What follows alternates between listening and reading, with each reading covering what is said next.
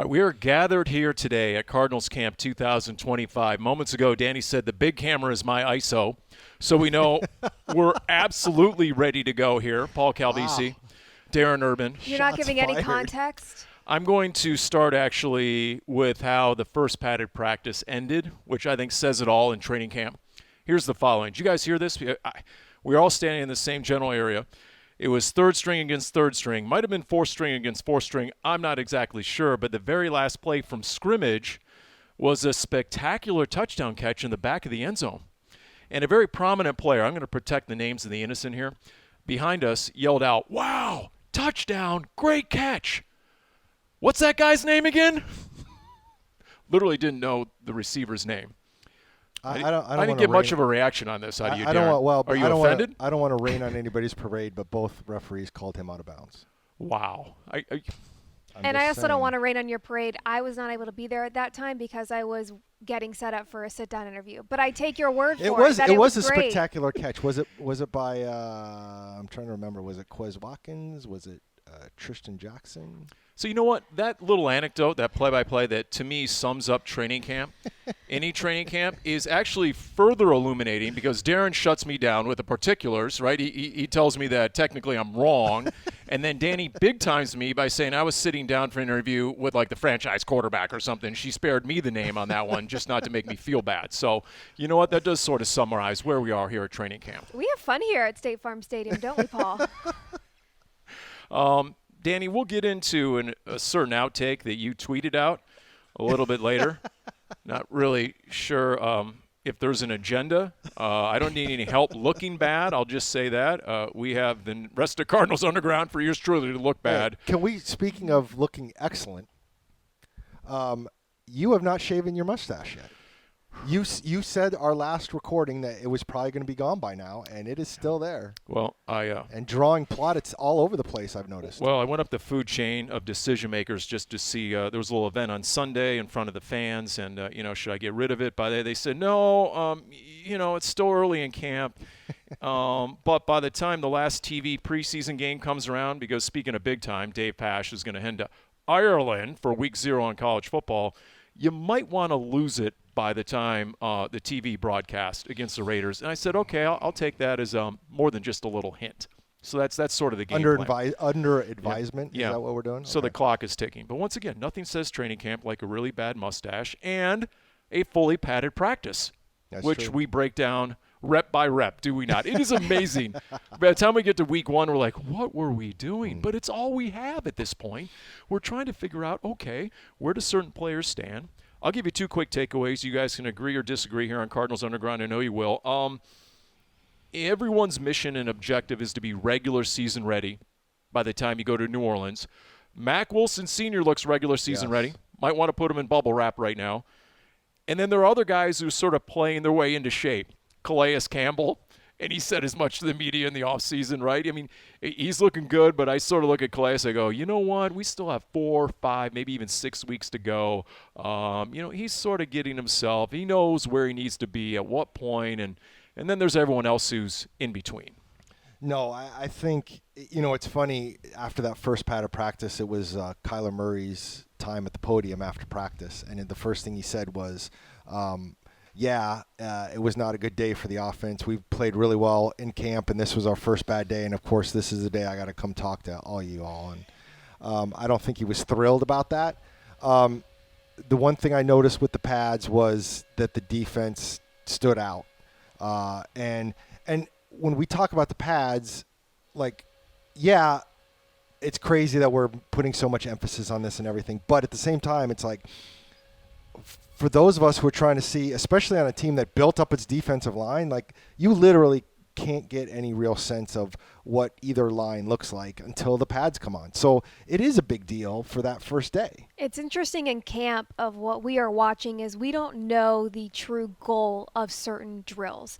There are going to be some drills, some parts of team periods that are geared towards defense or geared towards offense, or they are working on something so particular that you're thinking, why did the quarterback hang on to the ball? But he was tasked with going through and hitting his third read, right? So there's so many things that we don't truly know when we are watching practice. from what we could see, the defense is what shined in that first padded practice. I mean, in team drills, they were, I say, getting pressure because it's still such limited contact, right? Nobody's going near any quarterback, but the defense was getting in the backfield. I'm going to just quick thing. Jonathan Gannon has already mentioned, 2 or 3 times about I had to tell X player you're getting too close to the quarterback. So don't say they're not getting too close to the quarterback because apparently they are.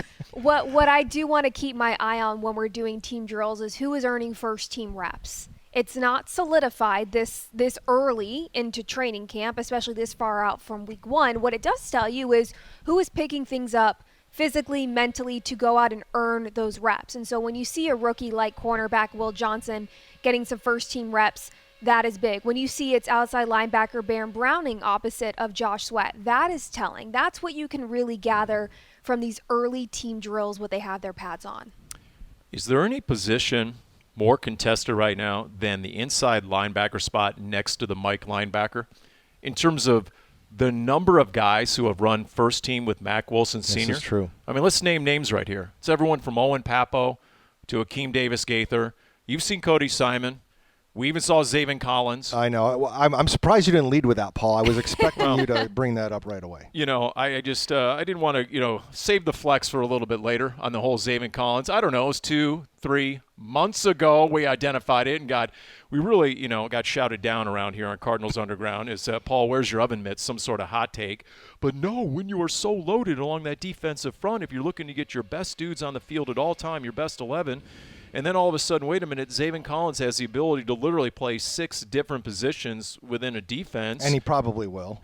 and Nick Rawlis, we know he is wont to dial it up and put different guys in different positions at different times, right? I mean, all of a sudden, offenses are going to be, throwing out the air raid signal at this point when they're getting descended upon by the Cardinals' front 7. Well, just so you know, the air raid signal is not whatever's going on in the background as Omo dies 1,000 deaths over here hearing whatever they're working on in the stadium. So, I mean, this is real-time stuff we got going here. I mean, it's not the garbage trucks right. outside the dorm in the original underground, but it's close. That's a good throwback right there. I mean, this is a working camp in more ways than one. What I do find interesting when you're talking about middle linebacker is how many times we saw Mack Wilson Sr. as the only linebacker. I was going to say, how many times are they actually going to have 2 inside linebackers? Good point. Out there? We talked about, but if you're going to talk about wanting your best 11 on the field, there are going to be certain instances where you are not just a nickel, but I think they're going to be in dime quite a bit.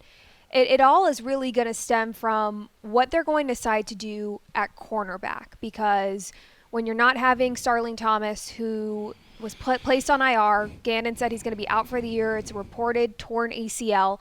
Adjustments are going to have to be made. And it might be as simple as Johnson stepping up and earning a starting role opposite of Max Melton.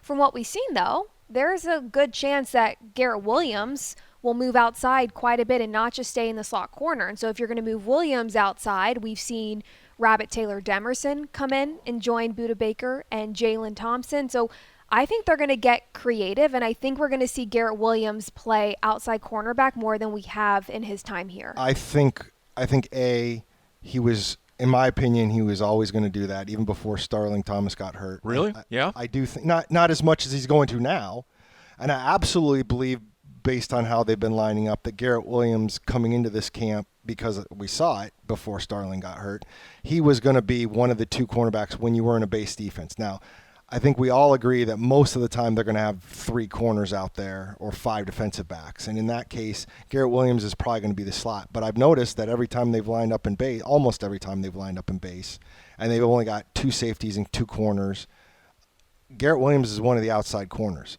So, I had seen a lot of stuff out there between fans talking about, like, Garrett Williams, he's only a nickel. Garrett Williams was making the point the other day in the locker room, all he played in college was outside. He didn't become this nickel safety thing until he got here. So, he can do it. And, Jonathan Gannon and Nick Rawlis has said he can do it the whole time. It's just they're better set up the other way. And Dani, you made the point, like, you're going to have, if you have 3 defensive backs, he's going to be the nickel. You'll have 2 other guys playing outside. But I am fascinated about the dime thing. Like, I'm fascinating how often they might have 3 cornerbacks and 3 safeties. And when you're talking about having their best players on the field, I mean, I was coaching up Ron Wolfley on the game of football, and I was saying, now, wait a minute. If they consistently go dime with 6 defensive backs, won't the opposing offense make an adjustment and cram that vertical against the Cardinals defense? And then we got into, well, sure, but if you're much more equipped to stop the run with 4, and Drew Stanton has made that point on Red Sea Report throughout the offseason, everyone, guys like us, we're like, oh, great, you can rush 4. No. First, you got to be able to stop the run with 4. Then that really unlocks what Nick Rawls can do with the back 7. And so if that's the case, then I guess that's how you get away with playing just a single inside linebacker. And that's kind of what I was thinking is when they upgraded, it was like, and I think I've written it or whatever, like if you only have the 4, I've done it in a couple interviews, if you've got 4 guys that can stop the run or 5 with the linebacker, and let's not put aside that you also have a safety who not only has shown the ability to stop the run because he doesn't care about his body, but he also has the flexibility to read the play and get closer there. So you might have 6 defensive backs out there, but if Budda Baker smells something and gets to the line of scrimmage, all of a sudden the alignment at the snap might not be 6 defensive backs-ish. We're talking about Budda running into the darkness. Is that what you're saying? That's what I'm saying. The Troy Polamalu of box safeties. I'm going to go with that this year. What do you think about that, Dani? I like it. You like that? Okay. That's a long nickname. I mean, it's not a s'more, but, it's okay. Here's the other thing I'll say before we get into what we really came to watch in the pattern practice, which was O-line, D-line. The whole Starling Thomas V season-ending injury, man, does that stink. But, man, does that open up an opportunity for either Denzel Burke or Elijah Jones, right? I mean, the time is – Keitrell Clark, maybe? Keitrell Clark. The time is now for those 3 young cornerbacks. To me – I mean, that's sort of, under the radar, might be the most competitive position battle right now on this team. Absolutely. You're going to get good reps, whether that is in practice. I think we're going to see a lot of those younger players get some good reps in preseason games to try and get a good look of them. That's the name of the game. It's the unfortunate part of it, but injuries are going to happen. And when they say next man up mentality, this is what they mean. It's interesting. He didn't say anything that everybody didn't already know, but for the coach to come out and say, business-wise, it's a huge thing because Starling was going to be on this roster, and now essentially somebody who wasn't going to be on the roster is now going to be on the roster. We knew that, but usually coaches don't say that, and it just struck me. By the way, the little bit of intel I've been able to glean, Denzel Burke is really equipped to play outside or inside, so they like that flexibility. They love their versatility. They love that. Elijah Jones, bigger corner, not so much an inside or slot corner, more of an outside guy. But he's long, lanky. Right. I mean, his measurables, his skill set is really intriguing. Question is, okay, how quickly can he navigate the learning curve? Because he's so many different ways. He's really a rookie all over again, Elijah Jones, after missing the entirety of last season. So I'm guessing all 3 of those guys are going to get a lot of reps in preseason games. It was funny watching at the first pattern practice, the one-on-ones. The first one-on-one for Keitrell Clark was Michael Wilson, and Clark was in a good position, trailing, but he was in a good position, and Michael Wilson if it was basketball, it would have been the ankle breaker crossover. And he put a move on and completely lost Clark and then darted away and made the catch. And Keitrell had a little smile on his face and kind of patted Michael Wilson on the helmet after. He's like, you got me. But the next time Wilson was up, somebody else was supposed to take Wilson, and Clark said, no, I get him this time. And he made the play. He made the PB. It was an out towards the near sideline, right? Yeah, I remember that. Yep, he did make that pass breakup. That was good. But the advantage is with the offense. There's so much space. Yeah, well, the one-on-ones, you got to cover for 6 or 7 seconds. I don't put a lot into it. You get a safety against Greg Dortch in space. You're just getting roasted. Yes. It's brutal in so many ways. I mean, the propensity to look bad as a DB in that drill is huge. Yes. There's no doubt about it. Yes. So, but O-line, D-line. All right, give me some takeaways on that. There were some heavyweight bouts. Dalvin Tomlinson against Hjalte Froholdt. Yes. That was wow. Okay. And Froholdt held his own. He did.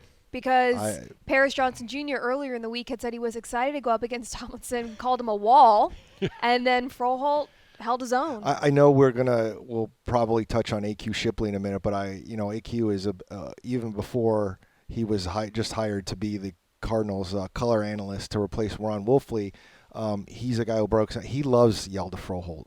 He was mentioning it before we started recording today on the Pat McAfee show, how much he likes Hjalte Froholdt, and it's really amazing as we talk about it. And I thought the same thing. I'm like, to me, Hjalte won the day with those two guys. It is amazing how impressive he has been, and I've said this a million times, how impressive Hjalte Froholdt has been considering how little fanfare he signed for. And we talked that whole offseason, okay, he's the center now, and we kept waiting, who are they going to sign in training camp? Who's going to be their center? Is John Gaines going to be their center? Like, who's going to end up being, and it was Hjalte ended up keeping the job. And not only to keep the job, he's done a great job. It was Big Red Rage Thursday night. We were looking at the roster. Wolf went into this whole thing where Calais is the rectangle, Dalvin Tomlinson is the square, okay, in terms of body types. And when you're looking at the defensive line, I'm like, all right, Wolf, that's pretty good. And then I said, true or false, Wolf, are you buying 325, the listed weight for Dalvin Tomlinson? Well, the very next morning they upped it to 335. Yes. Most of the guys on the sideline think you need to add another 10. And speaking of AQ Shipley, how many times off the record in the locker room over the years would we talk to him and he'd go against some premier defensive lineman, some nose tackle, I don't know, Dexter Lawrence type or whatever, and they list him at like 330. He's like, yeah, no chance. That guy isn't a biscuit under 365. Like, the amount of fudging they do on the listed weights on some of these nose tackles around the NFL is almost comical, and I can't wait to get into it with AQ Shipley about that. And Dalvin Tomlinson, I'd love to get a real reading on the LBs. Well, let's be nice. I mean, we don't want to body shame. Well, and look, this is what makes him an NFL player. The fact he can move like that. Yeah. At that size, right, and that girth. Thing is, I want to see him now. Okay, Hjalte Froholdt, check that box. You're regular season ready. Go stand over there with Mac Wilson Sr. I do want to see Dalvin Tomlinson against Isaiah Adams next. Isaiah Adams against Calais was good stuff, and I thought he held his own. But now, but more, I really want to see because, for Isaiah Adams, I think that is the big test. He's technically proficient enough, and I think his mechanics are good enough from what we hear. I'm the last guy who should be breaking down O-line play. I'm going to admit that right now, Paulie Pencilneck. But it's sort of the big dudes who bull rush, and that's why I want to see Dalvin Tomlinson against the young guy, Isaiah Adams. The first head-to-head between Campbell and Adams held his own, and the second one, he didn't. And it would have been a pretty bad holding call for Campbell to get past him. It is not to undermine Adams' play, but you were talking on it earlier in the show of Campbell is still getting warmed up. He's been very clear about that, right? He needs a little bit more time to kind of rev up his engine. So I'd be curious as we see more one-on-ones maybe later next week. And if those two go head-to-head, all in all, the offensive line fared pretty well against that defensive front. Josh Sweat and Paris Johnson Jr. was a great matchup. Justin Jones, who's coming back from a triceps injury, looked good. And when I sent out some of the videos, Rob Fredrickson reacted to the Dante Stills. He's like, you're not giving enough love to Dante Stills and what he's been able to do. I kind of feel bad for Dante Stills a little bit because of all the other people that we've mentioned and everybody that they have in that room that nobody's talking about him. But that being said, that's what happens when you build up a room. People are going to fall under the radar. And Bilal Nichols isn't even playing right now. So, again, that's why when the Walter Nolan injury hit, and to a lesser extent, the Starling Thomas, it's not that they aren't hurt by losing players like that, but if you had to pick two areas where they built up enough that they could sustain a single injury, those are the two places. Well, as long as we're talking about defensive line, no one was talking nearly enough about Elijah Simmons until we named him our Paulie Pigskin breakout player at camp. How about that? We have one, ladies and gentlemen. He did his homework. Just beat the deadline. I would say it was approximately 2.5 minutes before the first padded practice commenced. We sent out there Elijah Simmons, the nose tackle, 6'1", 335. We would like a more accurate reading on that weight, by the way. The rookie out of Tennessee. And then the 7th-round pick, Keaton Crawford. So those were those are the two guys, at least – the vibe I get on the sideline. Players know players, coaches know players. Those are the two guys they're most interested to see. I'll be honest, I've noticed Crawford quite a bit. Now, he's obviously playing down the depth chart, but I feel like I've noticed him. And the fact that he was so good on special teams, I think you're looking for a young guy to make the team on special teams if that's possible. Simmons is going to be in a whole different world because of what we were just talking about. I mean, if we're talking about Dante Stills having to fight for a place, Elijah Simmons is going to be tough. But I know they really, really liked him during the draft. He nearly was one of their draft picks. So to get him undrafted was pretty big. Simmons had good reps one-on-one against rookie Hayden Connor. What's interesting is, to not spoil the whole interview, but I did have a chance to sit down and talk with defensive line coach Debo, who... Was he wearing the cleats? He was not wearing them. He does Okay. wear cleats in practice. It is a hands-on approach, doing the drills with his players. Yes. And I asked him, I said, which player do you jump out of the way a hair early? No hesitation, Elijah Simmons. Really? That was the name he mentioned. Wow. Interesting. Okay. I feel better about that right now. But as far as Keaton Crawford goes, and we'll move on, just one quick thought on the 7th rounder. Don't forget, Cardinals last year lost Zach Pascal, Yep. Dennis Gardeck, Jesse Lucchetta. Those are at least 3 guys who played all the special teams. They played all 4 special teams. I mean, those were some of Jeff Rogers' stalwarts on teams. And it's hard enough for Rabbit to find playing time in a room with players as successful and skilled as Budda Baker and Jalen Thompson. Special teams is a great way to find your spot on the roster. All right, should we get culture, Dani? What do you think? Let's do it. Can you just say, am I the Philistine here? Because we don't have the intro. I'm always the Philistine. That's right. We Uncultured don't have the Philistine? intro music because we are from the stadium. Okay, well, everybody just take a second. Think about the intro in your head. Are you going to say, Are we all let's, there? let's go? Let's go. I mean, check Dani's Twitter account. I was most definitely the Philistine trying to make s'mores. Okay, My goodness. guys. Hashtag it can always get worse. First on the list, how about a little Love Island? But not the most recent season, season 7, going back last year, season 6, which is the group that really put the U.S. version on the map. Finalists and fan favorites, Janae and Kenny, have seemingly split, and it has caused quite the uproar amongst people who follow Love Island. There was a group of 6 very close friends, all the finalists. All 5 of them, including the men and the TV host of Love Island, have unfollowed Kenny on Instagram. The influencer whose party they were at unfollowed him. People don't know what exactly went down. Rumors of possible cheating or liking other women's photos online. People are very curious. I will keep you both updated. I will have to say the humanity of it all. The narrative, just in general, of the unfollowing. I'm big not deal just these this. days. Like anybody, because we talk about sports Sure. players all the time. Like, Yeah. oh, that player unfollowed the team. Something's wrong. Yep. It's amazing how that's a harbinger I'll admit, of I hate that. But it is what it is. That's the world we that live in. people talk about it or that they unfollow. That it's as big of a deal as it is to unfollow Dani someone. wants to unfollow people in silence. And she does. Do you think, like, okay, so those are, I mean, I don't know what qualifies as a long-lasting relationship in terms of Love Island, because we're obviously grading on a curve. To me, if they lasted a year, I mean, that's like a home That's big run. time. That's 98th Great. percentile There right you there, go. right? Yeah. I mean, There come you on. go. The next one, it's hard for me to have any sort of hard feelings towards Beyonce, but I do have a little. She ended her Cowboy Carter tour in Vegas a few days ago. I actually saw her in Houston about a month ago, which was a fantastic performance, possibly the best live performance I have ever seen. Wow. However, she waited until her last 2 shows in Vegas to bring out the big guns of yeah. celebrities. She reunited Destiny's I Child, did which see is that. the girl bands of all girl bands.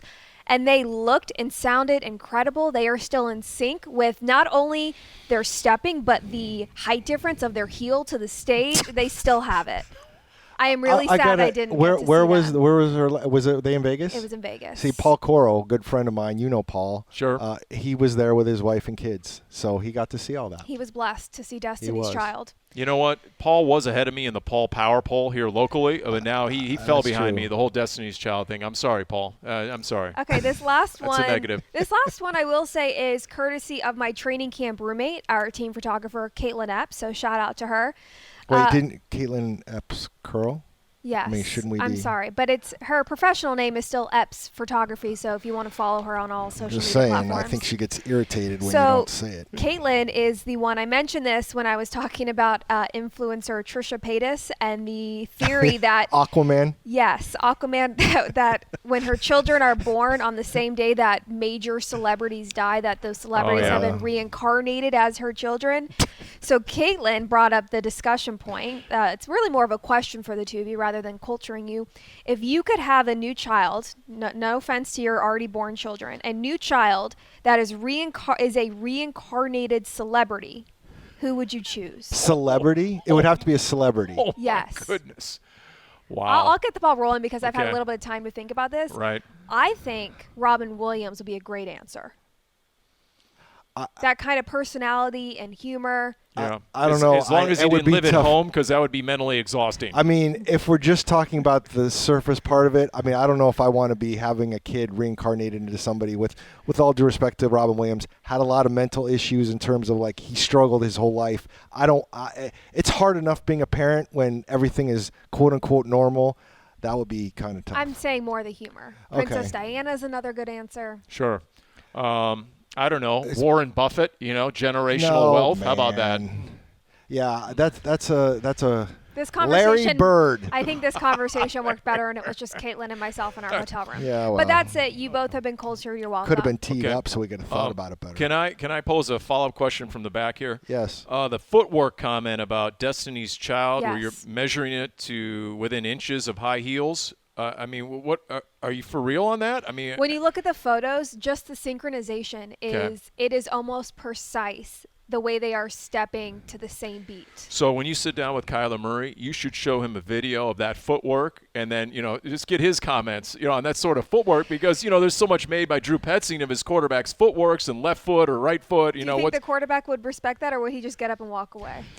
I don't know if he's a Destiny's Child fan. I did enjoy the fact that, he's been doing a lot of country concerts. Like, I mean, he did Yeah, Morgan Wallen. I can't relate to Maybe that. he was a Cowboy Carter himself. There you don't go. know.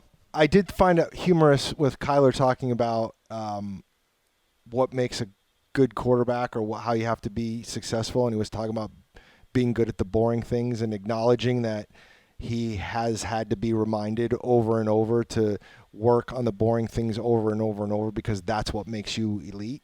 I thought that was very self-aware and super accurate. Yeah. As long as he doesn't play like that. And and what I mean by that is he's not Trent Dilfer. He's not a game manager. He's not a boring quarterback. So when it's third and got to have it, be Kyler Murray. And I do think we're going to see more of that this year. I really do. I think instead of, first, second, and third objective, stay in the pocket, read the defense. No, I think when you're in those moments, I'm Kyler Murray, you're not. I'm going to get out. I'm going to create with my legs. I don't think we've seen a lot of it, if any of it, here in camp. But I do think when the regular season starts and games are on the line, especially in the second half, that I'd love Craig Grialou get on that. Start tracking that stat right now. I'd like to know in certain moments what the analytics say about Kyler's willingness and propensity to pull it down and just run and try and make a defense look stupid. The most discussions have been about off-script plays. So we'll see about designed quarterback runs. That's not something we have seen a lot of the last couple of years. We'll see if that changes this time around. What other big picture observations have you guys written down in your notes? I mean, speak and agree, right? You got notes, you got stats. I mean, what I hate else to really say it because this stands is out? like really low-hanging fruit, but I feel like Trey McBride has been everywhere early, and again, as good as he is, I wouldn't be surprised. I mean, obviously Marvin's gotten the ball and he's going to get the ball, but like I watch what they're doing out there and I'm like, yeah, Trey McBride's not going anywhere. He still feels like he's going to be target number one. How about some of the comments Kyler himself said that he turned to Trey the other day and said, you know what, your name's going to be on these rafters up here with some of the luminaries in the Ring of Honor. You keep going at this rate. Jonathan Gannon, half joking, I think, about how he told Nick Rollis, Trey McBride keeps wrecking all our defenses, keeps wrecking all our practices. You're going to figure out a way how to check him? And they sort of had a good-natured debate about what do you do. it's the same debate every division rival, every Cardinals opponent is having. Yes. How do you defend 85? And again, when you're using the multi-tight end lineups that they do, formations that they do, it's not just because they want to run the ball. It's also in a situation where if you're using all those tight ends, then you're having more linebackers and defensive linemen on the field from the defense, and then all of a sudden perhaps you get a matchup with Trey McBride that the defense does not want to have. The question I wanted to pose to Drew Petzing at his press conference, I didn't get in, and I got cut off twice. I'm not going to name names as to which TV anchors cut me off. It was Tip Ryman. Is there potential for Tip Ryman to be more of a target in the pass game? See, for me, I get it. In terms of priorities, he's like 7th, right? In terms of targets, maybe even lower. But if Trey's going to get all that attention, and you don't really have an established wide receiver 2 or 3 yet. I mean, could you catch a defense by surprise by targeting Tip Ryman? I'm not going to say no because you want him on the field when you can, but he's the 3rd target in the tight end room. Like they clearly want to go to Elijah Higgins, who I think has developed. He's been Elijah Higgins probably not going to reach a Pro Bowl, and you're only going to have one of those tight ends, but Elijah Higgins has made huge strides, in my opinion, since he showed up. And showed up as a wide receiver. Yes. So, I think they've turned that tight end room into, which, again, you and I, Paul, we've been around this team basically since forever. For them to have this strong of a tight end room just really shocks me. Somebody shouted out on the sideline, it was a couple of practices ago, deepest tight end room in the league. I would have to look. I don't know well enough. Interesting. Top to bottom, 1 through 3. I know the Cowboys had one, but didn't they just lose one of their guys? It's also interesting of what you would consider a deep room, because what is asked of the tight ends here in terms of multi-tight end sets, right, and the blocking, is that different than what is asked of tight ends in other rooms? I don't know. It's a good discussion. I think it's just something that's unique for each team of what is being asked of those players. Well, Trey McBride, Tip Ryman, Elijah Higgins, and then, of course, you have Marvin Harrison Jr., as your 4th tight end, according to Paris Johnson Jr. 12 personnel. That was a great line. All the weight he put on. When Marv walks into the huddle, they're like 12 personnel. That's solid. I enjoyed better when it was like, well, Marvin gets confused and he starts running off. No, you're supposed to be out here. So have you seen any, before and after, actually in action as to how the muscle gains have served Marvin Harrison Jr.? There was a play. It's subjective, but have you seen, get off me? There was one with Will Johnson on padded practice where I think Will was trying to in fact, it might have been the play you and I kept talking about. I think Will Johnson tried to press him, and Marvin just kind of went and done. But there's been a couple times where he's pushed. There was another time on a catch where I think it was the one-on-one one, but it was one of those where you don't go downfield, but you're curling in, so the defender's on your back and it's coming in. And I think it was Will Johnson, actually. Will Johnson came up, and I think Will Johnson thought, the way we're colliding and where my hand is, this ball's popping out. And Marvin didn't let it go.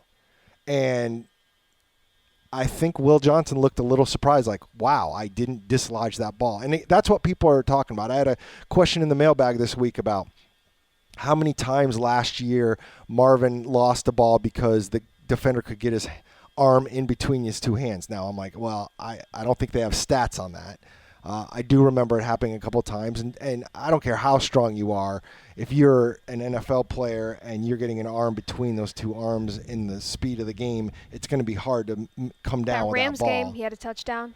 Yeah. Deep in the end zone, that's what he had a hand in between. But, I mean, I do think he just – I agree with Kyler. I think between the muscle gain and the confidence you're just naturally going to have – everybody talks about this year 1 to year 2 jump.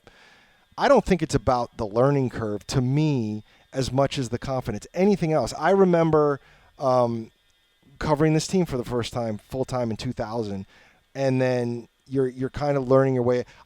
Going into this, I was so excited to go into my second training camp because, like, I know what I'm doing now.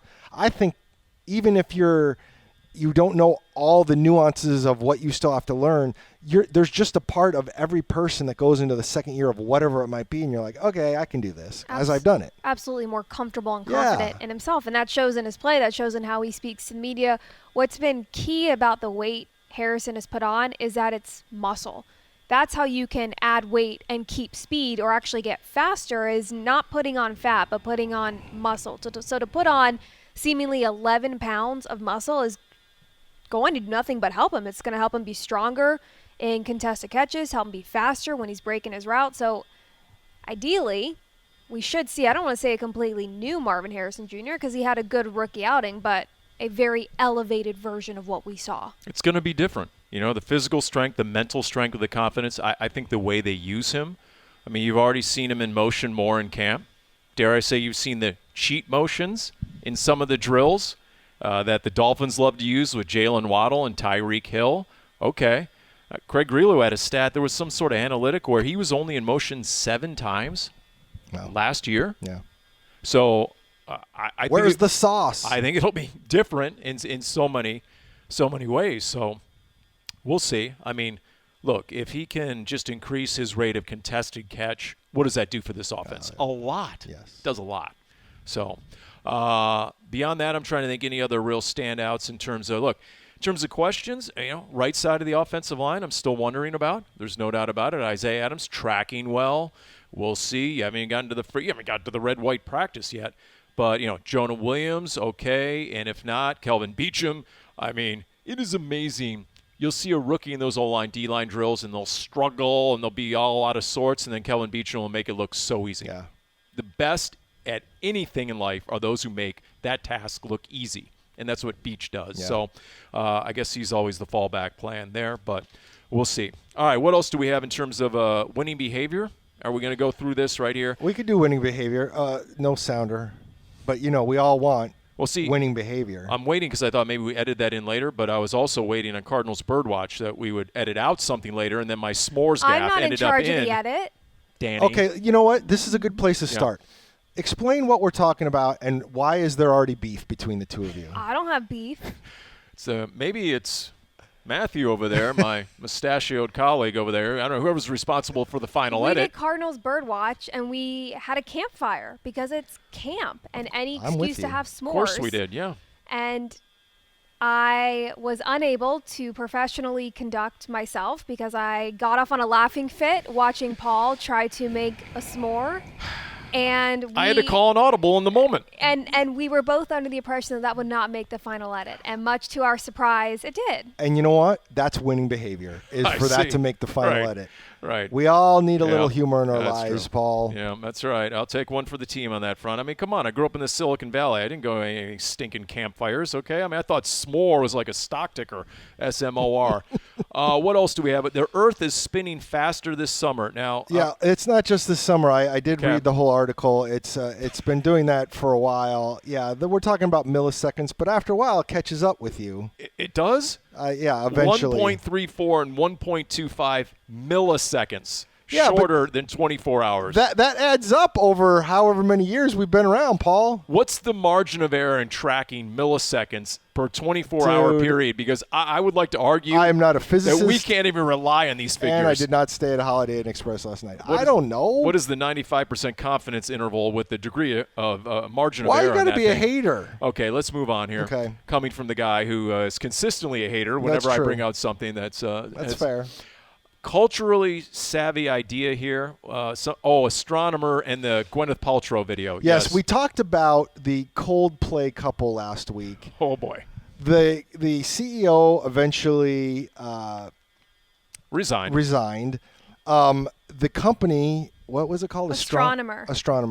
And I'm still not 100% sure what they do, but they hired Gwyneth Paltrow, who not only is obviously a famous actress, also the ex-wife of Coldplay's lead singer. Which I did not know until Chris now. Martin.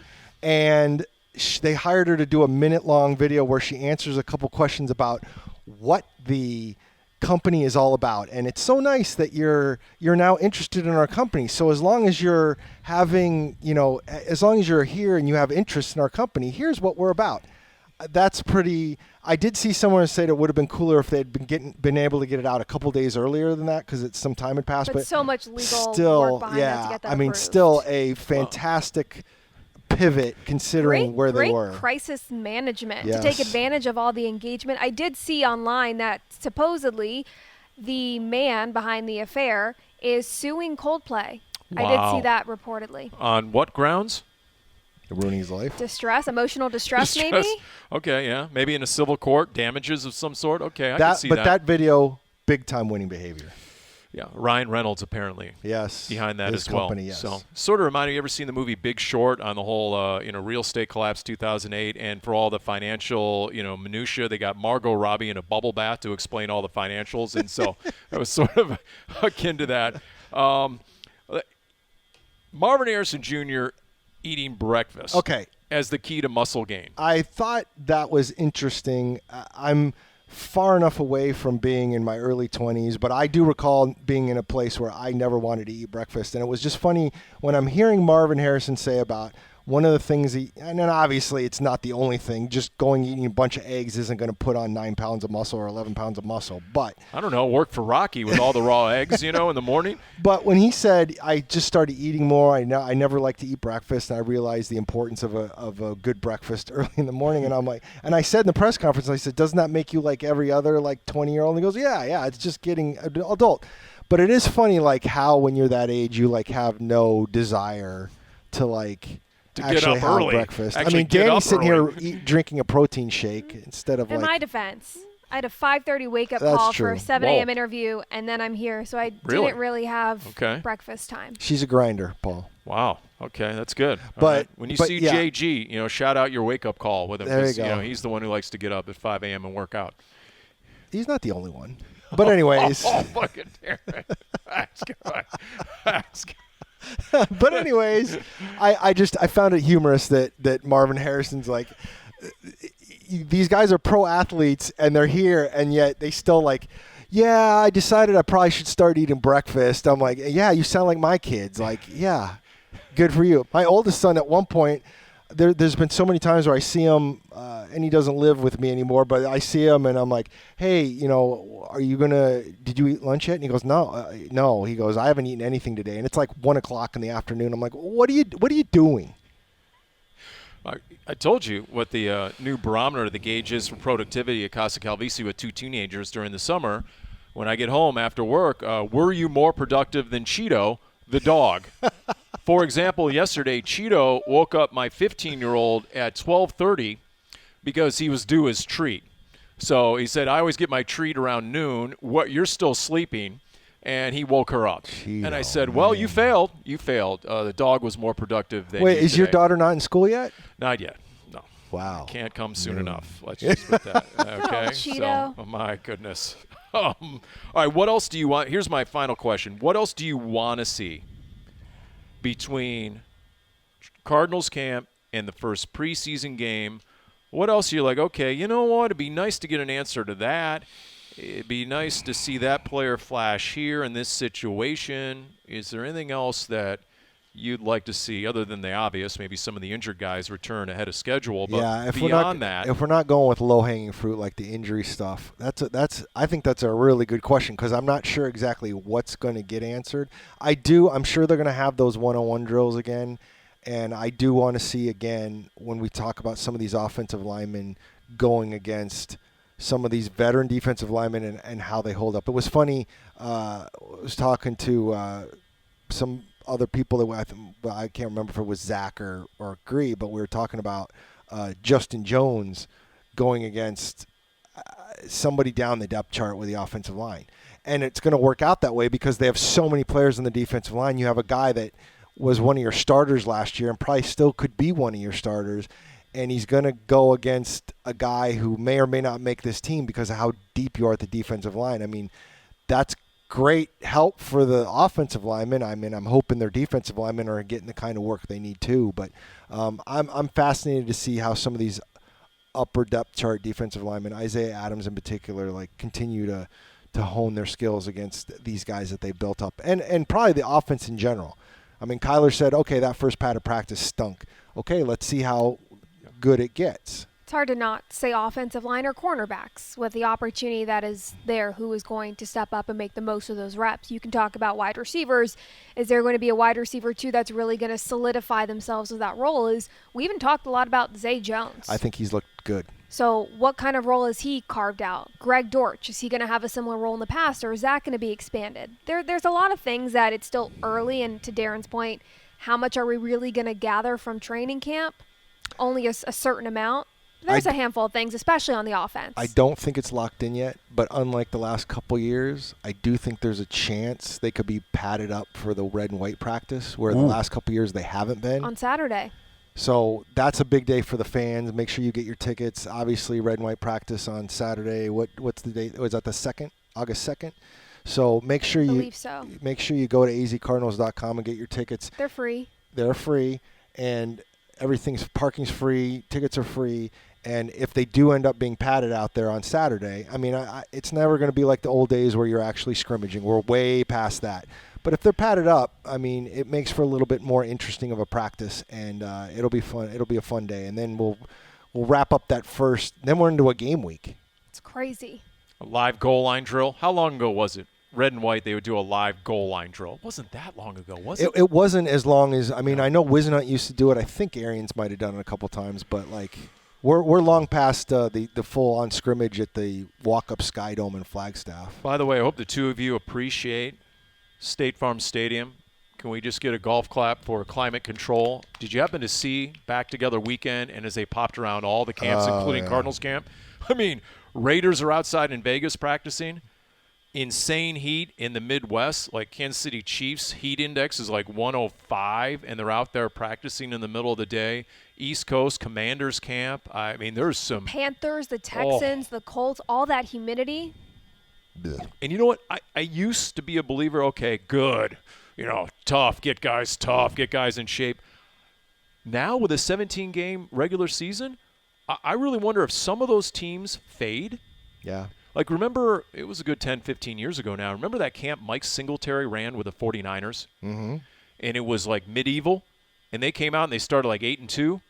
And then they went 2-6 down the stretch. I mean, they faded hard. Before the bubble at the Cardinals facility, that used to be an argument about the Cardinals, is one of the reasons they struggled would be because of all the heat practices they had to do early in the season. I don't have the schedule in front of me. How many games do the Cardinals even play outdoors? Cincinnati, Tampa Bay.